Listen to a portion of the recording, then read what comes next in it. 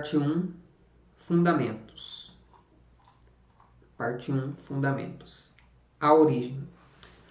Muitas coisas pequenas foram transformadas em grandes pelo tipo certo de publicidade. Malcolm Twain. Abacuque foi um profeta da Bíblia que viveu durante o período do reinado 18 de Judá, Joaquim 608-598 a.C. No Antigo Testamento, precisamente no livro do próprio Abacuque 2:2, encontramos o seguinte texto: Escreva em tábuas a visão que você vai ter. Escreva com clareza o que vou lhe mostrar, para que possa ser lido com facilidade.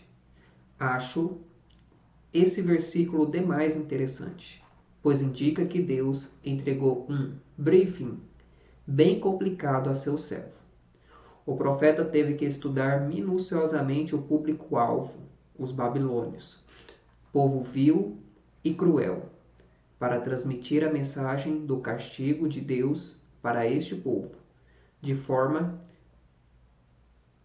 que quem passasse correndo pudesse enxergar. Considero esse um dos mais antigos e excêntricos exemplos de publicidade, onde o profeta passa a mensagem e alcança o objetivo no tipo de outdoor divino. Os primeiros vestígios da publicidade também são encontrados na Antiguidade Clássica, em Pompeia, na Itália. Tabuletas da época anunciavam combates de gladiadores e faziam referências a diversas casas de banhos localizadas em cidades. Nesta época, a publicidade também era feita por homens conhecidos como pregoeiros, que anunciavam oralmente a venda de gados, escravos e artefatos diversos.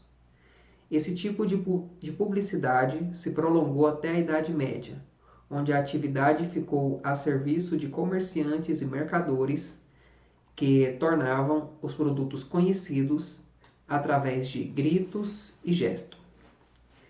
A evolução da publicidade está ligada ao jornalismo. Isto porque com a invenção da imprensa mecânica por Gutenberg no século XV, o papel começou a ser utilizado como meio de comunicação. E nesse período, em 1482, que surge o primeiro cartaz de cunho religioso, conhecido como O Grande Perdão de Nossa Senhora. No processo de evolução, apareceu no periódico inglês Mercurius Britannicus em 1625, o primeiro anúncio publicitário de um livro. Já em 1631, na França, Renaudot criou uma pequena seção de anúncios na própria Gazeta. Todos esses acontecimentos criam uma nova fonte que gerava capital para o jornal, que até então tinha receita apenas das vendas de assinaturas. Importante ressaltar que neste período a atividade publicitária não pretendia ser sugestiva, mas limitava-se a ser meramente informativa. O aperfeiçoamento das técnicas publicitárias se deu principalmente pela necessidade de aumentar o consumo dos bens produzidos. Isso fez com que a publicidade se tornasse mais persuasiva, perdendo quase que completamente o sentido inicial de ser apenas informativa. Além disso, o aumento da concorrência entre as marcas fez surgir um tipo de publicidade mais agressiva, chamada publicidade combativa, que tentava impor um produto em vez de sugeri-lo. O século XIX foi um marco de profundas mudanças sociais e econômicas que sucederam à Revolução Industrial, onde as máquinas foram inventadas com o propósito de poupar o tempo do trabalho humano. Graças às máquinas, a produção de mercadorias ficou maior e os lucros também cresceram. A publicidade surge como um fenômeno econômico e social, sendo basicamente uma comunicação informativa entre vendedor e comprador. A relação entre fundada no conhecimento pessoal e na confiança que refletia o conceito de seriedade e honestidade de que desfrutava o vendedor. Nessa época, a publicidade era considerada mero convite à oferta. Invitatio ender offerendum. E para a concretização do negócio, o consumidor atraído pela publicidade deveria comparecer ao estabelecimento e apresentar uma oferta, que seria ou não aceita pelo fornecedor. Devido à produção em série decorrente da Revolução Industrial, o consumo tornou-se massificado. A produção, que era destinada a um indivíduo em especial, estendeu-se a toda a coletividade. Por conseguinte, a publicidade tornou-se destinada à massa de consumidores e às ofertas veiculadas simultaneamente para milhões de pessoas.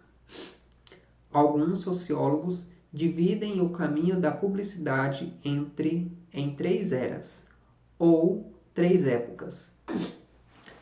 Era primária, onde a atividade limitava-se a informar o público sobre os produtos existentes, mas também os identificava através de uma marca, porém não havia argumentação ou incitação à compra. Era secundária, onde havia técnicas de sondagem que desvendavam os gostos dos consumidores e orientavam a publicidade, que se tornou sugestiva. Era terciária. Trata-se da era atual, quando a publicidade age sobre as motivações inconscientes do público, o que os leva a determinadas ações, pois se baseia na psicologia social, nos estudos de mercado, na sociologia e na psicanálise. Psicanálise. Com a economia expandindo-se durante o século XIX, as propagandas cresceram. Nos Estados Unidos, os classificados tornaram-se populares, preenchendo muitas páginas de jornais com pequenos anúncios de itens variados. O sucesso desse formato de propaganda levou ao aparecimento e crescimento da mala direta. No ano de 1841, a primeira agência de publicidade e propaganda foi criada por Warner Palmer em Boston.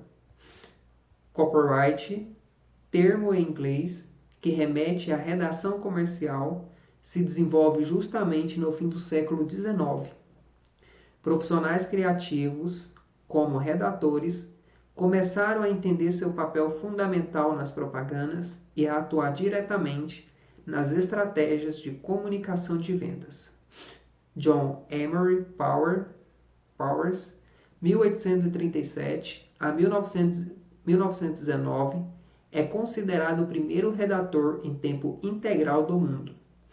Powers ficou conhecido por usar linguagem simples e persuasiva e por criar anúncios que ajudaram marcas a impulsionar seus resultados em vendas. Falarei sobre ele em seguida.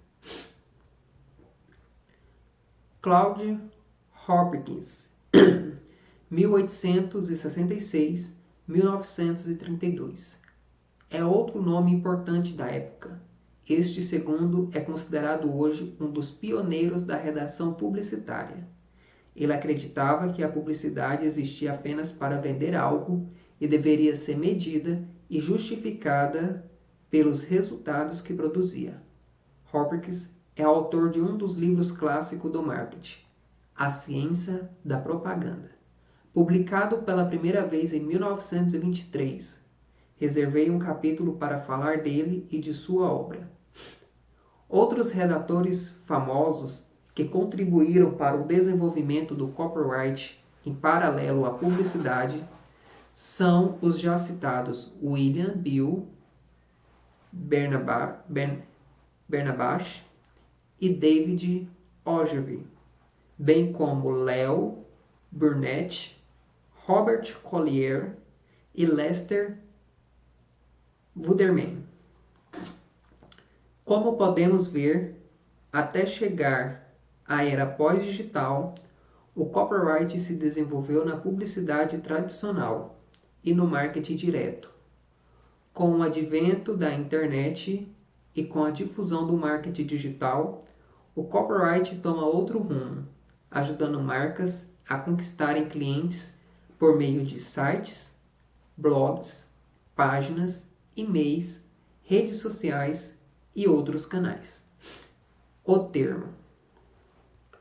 O termo copy surge de uma definição arcaica Noah-Webber, lexicógrafo e escritor americano, em 1822, definiu copy dessa forma. Tradução: um trabalho original, ou autógrafo, ou arquétipo, portanto, aquilo que deve ser imitado na escrita ou na impressão. Deixa uma criança escrever de acordo com o copy. O copy está nas mãos da impressora. Daí, um padrão ou exemplo de imitação. Suas virtudes são uma excelente copy para imitação. Na tradução acima, mantive intencionalmente o termo copy e não a transposição literal, cópia. Para melhor compreensão, entendi que os antepassados de língua inglesa utilizavam o termo copy remetendo a original e não a cópia.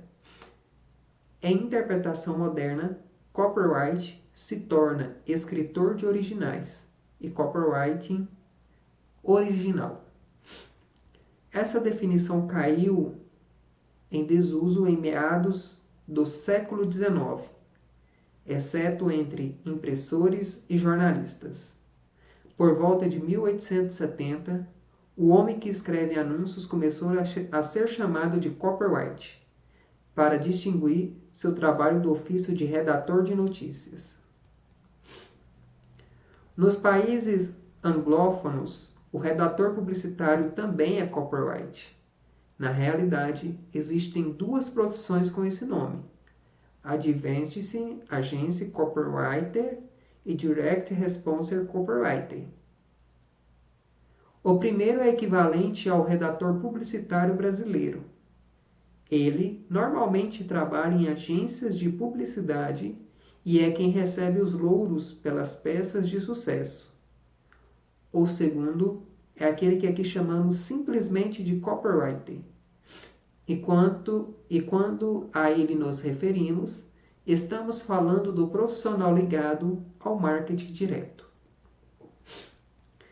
Antes da internet, a maneira mais comum de fazer copyright era por meio da mala direta, forma de comunicação postal na qual as pessoas eram levadas a tomar uma ação. Esta ação normalmente era a compra do produto que se promovia, e o cupom para enviar o pedido já vinha anexado no fim de um folder ou catálogo. Por isso, os copywriters de algumas décadas atrás eram mais conhecidos como marqueteiros de mala direta. Segundo Marcos Cobra e Flávio Svarg, 1986, marketing direto é um sistema interativo de marketing que usa uma ou mais mídias de propaganda para obter uma resposta mensurável ou uma transição em qualquer localização. Tradicionalmente, utiliza-se a expressão marketing direto para atividades mais ligadas a ações de vendas ou captação. Com a explosão do movimento online e especialmente nos últimos anos, a difusão do marketing digital, o copyright vestiu nova roupagem e se popularizou no meio virtual. Observo que nada do que se faz na internet hoje com objetivo de negócios funciona sem copyright. Por isso há tanta gente interessada em saber mais sobre o assunto. É por isso também que cada vez mais gurus constroem autoridade se apoiando nesse método.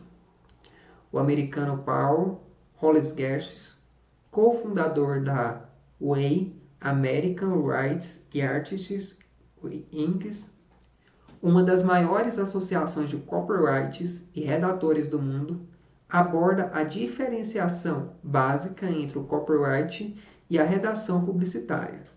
O primeiro traz, diz ele, uma strong call to action, ou seja, uma forte chamada para a ação, enquanto a última se trata de um soft sell and, isto é, um anúncio de venda suave.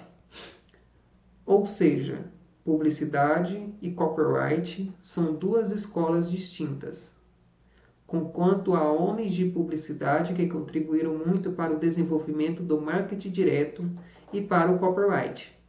Alguns eu citarei até o fim destas páginas.